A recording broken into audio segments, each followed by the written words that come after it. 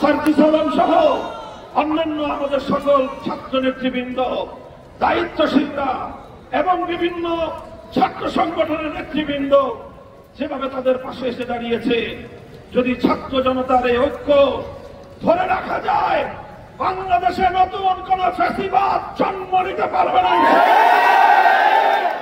আমরা বলেছি ৭১ সালেও আমরা পিন্ডির গোলামীর জিঞ্জির ছিন্ন করেছি, দিল্লির গোলামি করবার জন্য নয়। ২০২৪ আগস্ট পরবর্তী সময় আমরা বলি আমরা দিল্লির দাসত্ব থেকে মুক্ত হয়েছি, ওয়াশিংটনের গোলামি করবার জন্য। আমরা পরিষ্কার ভাষায় আমাদের বক্তব্য স্পষ্ট করছি যে আমাদের ছাত্র জনতা যেভাবে বুকের রক্তের বিনিময়ে বাংলাদেশকে নতুন ভাবে স্বাধীনতা স্বাদ উপহার দিয়েছে, এদেশের মানুষকে তারা যে মুক্তির স্বাদ আস্বাদন করিয়েছে, এ জাতি অকৃতজ্ঞ জাতি নয়, এ জাতি অকৃতজ্ঞ জাতি নয়।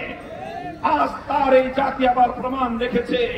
ছাত্ররা রাজপথে নেমেছে, ডাক দিয়েছে, বাংলাদেশের মানুষ তাদের সে ডাকে সাড়া দিয়েছে। তারা যদি বলতো ব্লকেট কর্মসূচি ঘোষণা করেছিল, যদি সারা বাংলাদেশ ব্লক করতে বলতো, এদেশের মানুষ বাংলাদেশকে অচল করে দিত। আমি আর কথা দীর্ঘায়িত করছি না। ইনশাআল্লাহ নেতৃবৃন্দ, দায়িত্বশীলরা পরামর্শ করছে, আমরা তাদের সঙ্গে রয়েছি, আমরা প্রতিটি পদক্ষেপে আছি। ইনশাআল্লাহ ঐক্যবদ্ধভাবে আমরা আগামী বাংলাদেশ গড়ে তুলব। বিভাজনের রাজনীতি পরাস্ত হয়েছে, আগামীতে বাংলাদেশে বিভাজনের রাজনীতি করে কেউ ইনশাআল্লাহ সুবিধা করতে পারবে না।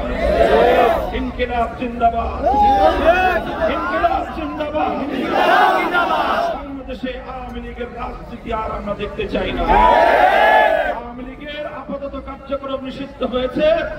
আগামীতে আমরা বাংলাদেশে সরকারিভাবে আওয়ামী লীগকে সন্ত্রাসী সংগঠন হিসেবে ঘোষণা করে পর্যায়ক্রমে তাদের রাজনীতি নিষিদ্ধ করতে হবে এবং আওয়ামী লীগকে চূড়ান্তভাবে নিষিদ্ধ সংগঠন হিসেবে ঘোষণা করতে হবে।